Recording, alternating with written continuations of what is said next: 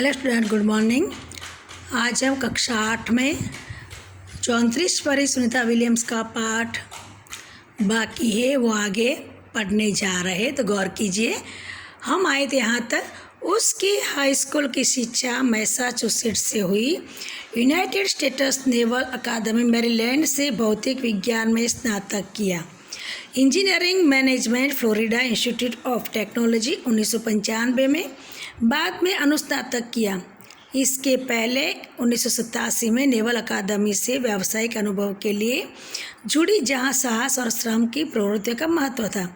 इसके बाद नेवी में एविएशन ट्रेनिंग, अमेरिका में कमीशन अधिकारी, बेसिक डिवाइनिंग ऑफिसर का पद मिला। हेलीकॉप्टर प्रशिक्षण प्राप्त किया। प्रशिक्षण के बाद ऑफिसर इंचार्ज बन गए। सुनीता को United States naval test pilot course के लिए चयनित किया गया। पायलट बनने की सिद्धि को प्रथम कदम माना। अंतरिक्ष पर जाने की तीव्र इच्छा थी, इसलिए हिम्मत नहीं हारी और नासा जाने में सफल हुई। तब से आज तक सुनीता नासा में कार्यरत है। 1998 में अंतरिक्ष यात्री कार्यक्रम में द्वितीय प्रयास में चयन हुआ।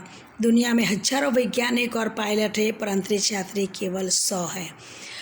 तो यहाँ पर गौर कीजिए, उनकी हाई स्कूल की शिक्षा हुई मैसाचुसेट्स में और उसके बाद मैरीलैंड से भौतिक विज्ञान में स्नातक किया, यानी कि 12वीं कक्षा के बाद 3 साल की पढ़ाई की। इंजीनियरिंग मैनेजमेंट में फ्लोरिडा इंस्टीट्यूट ऑफ टेक्नोलॉजी 1995 में, बाद में उन्होंने क्या किया, अनुस्नातक, यानी कि स्नातक की पदवी के बाद, डिग्री के बाद जो 2 वर्ष हम पढ़ते हैं तो उसे अनुस्नातक कहते हैं।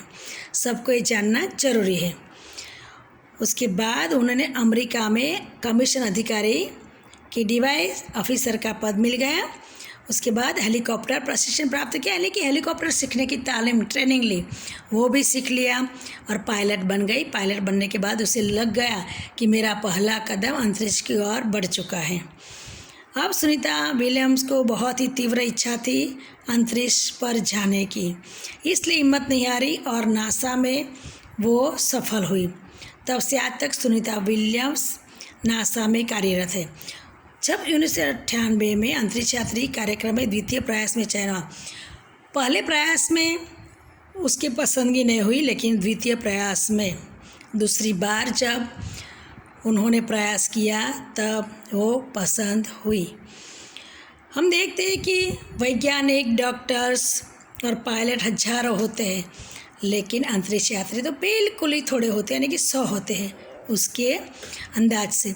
सुनीता के खास मित्र और साथी माइकल विलियम्स से शादी की और सुनीता पंड्या से सुनीता विलियम्स बने।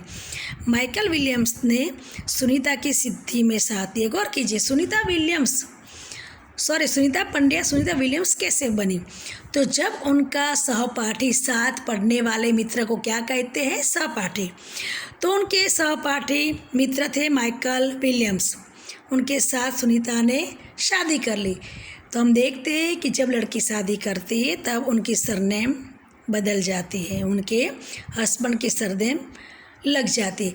इसलिए सुनीता विलियम्स अपने मित्र माइकल विलियम्स के साथ शादी करने के बाद सुनीता पंड्या से सुनीता विलियम्स बन गई और उनके पति माइकल विलियम्स ने सुनीता को बहुत ही साथ दिया। सुनीता को अंतरिक्ष परी बनाने में कल्पना चावला ने प्रेरणा स्रोत का काम किया है। पिछले 8 वर्षों में अंतरिक्ष यात्रा पर जाने वाली भारतीय मूल की दूसरी महिला की सकुशल वापसी के लोगों ने राहत की सांस ली। अपनी वापसी के समय उन्होंने कहा था कि नासा के अभियान में कल्पना के साथ काम करना बेहद सुखद अनुभव था।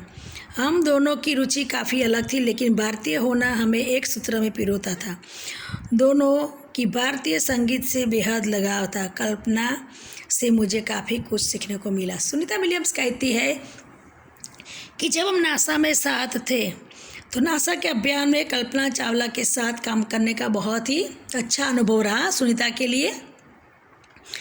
दोनों की रुचि और इंटरेस्ट अलग अलग थे, लेकिन दोनों ही भारतीय थे। सुनीता विलियम्स का मूल, यानी कि उनके पापा भारत के थे, कल्पना चावला खुद भारत की थी, इसलिए दोनों भारतीय होने के नाते एक सूत्र में, यानी कि एक साथ एक ही कंट्री की होने की जो उनके मन में एहसास था, वो ही एक सूत्र में पिरोता था।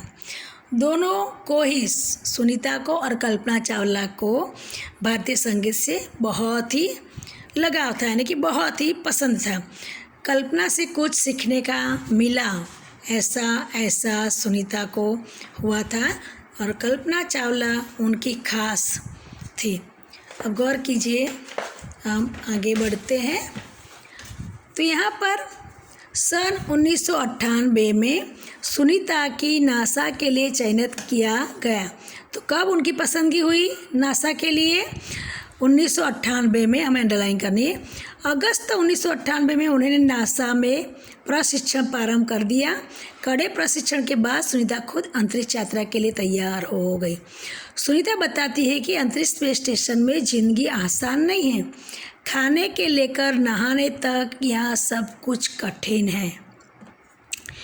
लौटने में मुश्किल होती है। आरंभ में चलने फिरने में दिक्कत होती है। हड्डियाँ कमज़ोर हो जाती है। दिमाग तैयार होने से में समय लगता है। सुनीता ने खुद की अंतरिक्ष प्रशिक्षण लेकर तैयार किया। वैज्ञानिक तकनीकी भरे व्याख्यान, रूस में रहकर अंतरिक्ष कार्यक्रम तथा उनके यान आदि के बारे में जानकारी प्राप्त की। उनके गोताखोरी में अनुभव होने वाली भारहीनता से स्पेस वॉक प्रशिक्षण में सहायता प्रदान की। अंतरिक्ष यात्रा के संदर्भ से बहुत सी वैज्ञानिक जानकारी और मुश्किलों के बारे में जाना। वे अंतरिक्ष के संभावित खतरों से खेलने के लिए पूर्णतया तैयार हो चुकी थी।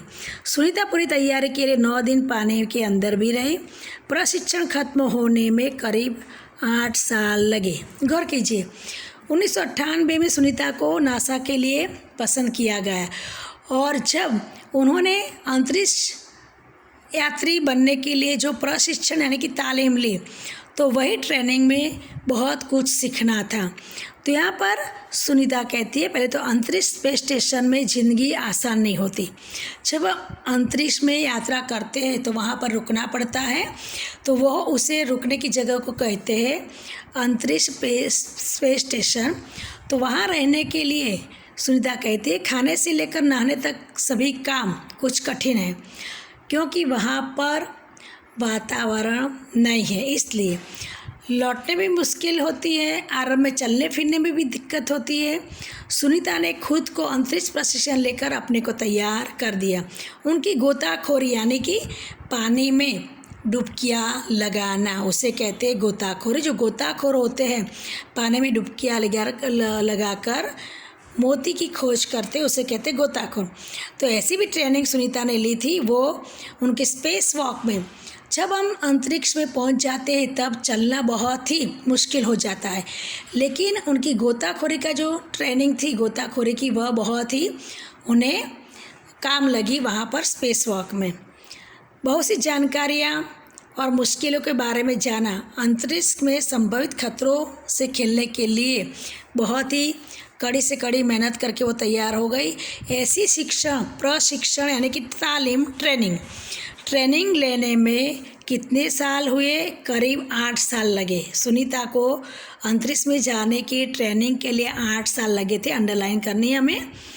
सुनीता पूरी तैयारी के लिए 9 दिन को पानी के अंदर रही ट्रेनिंग के जरिए।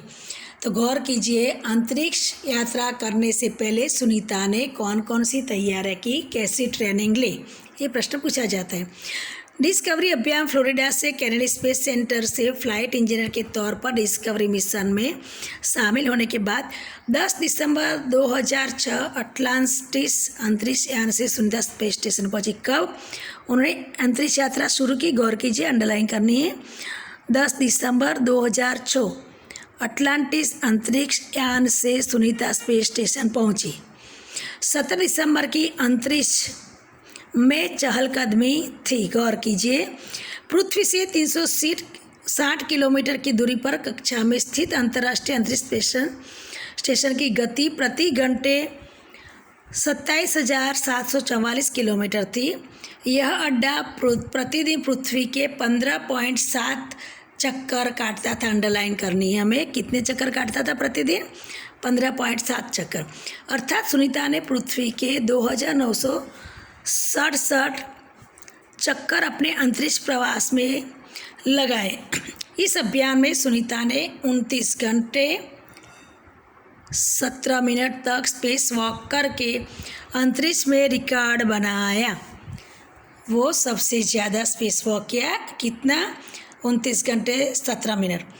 इससे पहले अप्रैल माह में 4 घंटे 24 मिनट में मैराथन जीतने वाली पहली अंतरिक्ष यात्री बन चुकी थी। कौन? सुनीता विलियम्स। अंतरिक्ष के बोस्टन मैराथन में 4.5 घंटे में 42 किलोमीटर का सफ़र काटने वाली प्रथम अंतरिक्ष यात्री हुई। सुनीता ने अंतरिक्ष में 188 दिन और 4 घंटे के शैनन लुसिक का रिकॉर्ड तोड़ा। तो शैनन लुसिक नामनी अंतरिक्ष यात्री कितने दिन रहे थे अंतरिक्ष में? 188 दिन और 4 घंटे। वो उसका रिकॉर्ड किसने तोड़ा? सुनीता विलियम्स ने। सुनीता विलियम्स का 6 महीने तक रहने का अनुभव है। वहाँ व्यायाम करना बहुत आवश्यक है ताकि मांसपेशियों और हड्डियों की शक्ति बनाए रखी जा सके, शरीर को लचीला बनाए रखा जाए, जैसा कि साइकिल चलाना, दौड़ना, हवा में तैरना आदि। अंतरिक्ष यात्रा में सोना मुश्किल, डिब्बाबंद भोजन, भारहीनता, शरीर के लचीलेपन, तीव्र गति से खत्म होना, मांसपेशियों और हड्डियों को तेज क्षति जैसी समस्याएं थी। तो सुनीता विलियम्स का अनुभव कह रहा है यहाँ पर कि वहाँ पर व्यायाम करना बहुत आवश्यक है, क्योंकि अंतरिक्ष में पहुँचने के बाद बहुत ही तेज़ी से हमारा शरीर कमज़ोर होने लगता है, हमारी मांसपेशियाँ, हमारी हड्डियाँ कमज़ोर होने लगती है और हमारा शरीर का जो लचीलापन है, फ्लेक्सिबल, वो भी टूटने लगता है। यहाँ पर अंतरिक्ष यात्रा में सोना भी मुश्किल होता है। रोज़ डिब्बाबंद भोजन यहाँ से हम ले जाते हैं ऊपर, वही खाना पड़ता है। और भारहीनता, हमें कुछ हमारे शरीर का भार ही नहीं लगता, क्योंकि वहाँ पर गुरुत्वाकर्षण बल है नहीं। और शरीर का लचीलापन भी बहुत ही ख़त्म हो जाता है, बहुत ही तीव्र गति से। तो यहाँ पर हमारी हड्डियाँ, मांसपेशियाँ भी कमज़ोर होने लगती है। सुनीता ने अंतर्राष्ट्रीय अंतरिक्ष के केंद्र में 6 महीने प्रवास के दौरान कई महत्वपूर्ण कार्य किए, जैसे human life science, physical science, पृथ्वी का निरीक्षण, शिक्षा और टेक्नोलॉजी डेमोन्स्ट्रेशन जैसे विषयों पर काम किया।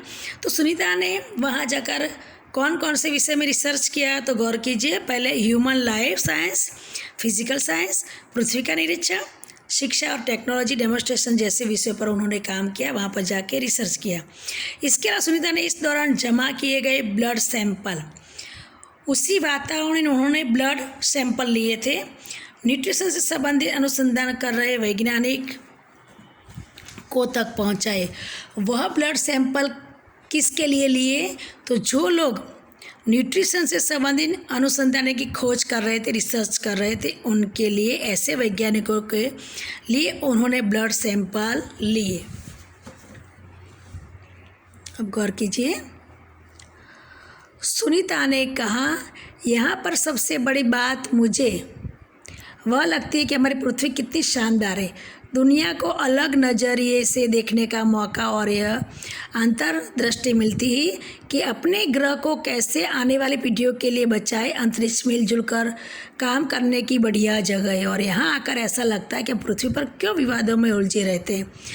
तो यहाँ पर कहती है सुनीता विलियम्स के सबसे बड़ी बात है कि हमारी पृथ्वी बहुत ही शानदार है और हमें अंतर्दृष्टि मिलती है कि सबसे मिलजुल कर रहने का जो जगह है तो वो क्या है? अंतरिक्ष। तो हम क्यों पृथ्वी पर झगड़ते रहते हैं? विद्यार्थी मित्र, हमारा दूसरा पार्ट यहाँ पर पूर्ण होता है। अब तीसरा पार्ट पढ़ने के लिए मिलेंगे। गुड बाय, तब तक।